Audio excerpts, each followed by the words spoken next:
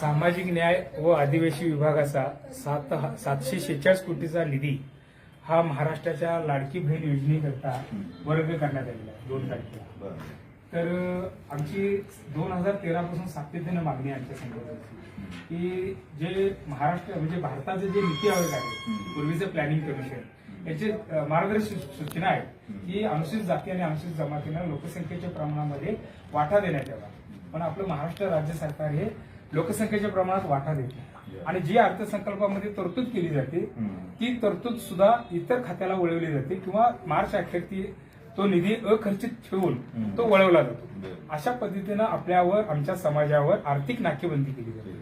याच पद्धतीनं आता सुद्धा ह्या चालू वर्षामध्ये अशाच पद्धतीनं 7,000 कोटी रुपये आमच्या वळती केलेली आहे आणि काल 2 तारखेला सुद्धा ते 746 कोटी रुपये पुन्हा वर्ग केले. तर आमची सरकारला विनंती आहे की आमच्या ह्या अनुसूचित जाती आणि अनुसूचित जमातीचा जो राखीव निधी आहे तो आमच्याच संवर्गासाठी खर्च करावा असा सेंट्रल गव्हर्नमेंटच्या नीती आयोगाच्या मार्गदर्शक सूचना असताना सातत्यानं त्यातल्या पळवाटा शोधून आमचा निधी पळवण्याचा कार्यक्रम सत्तेतले काही मंत्री अर्थमंत्री हे सातत्यानं करले आणि याचा मी या ठिकाणी निषेध करतो. आमच्या भावना आपण सरकारपर्यंत कळवाव्या अशी आमची विनंती आहे.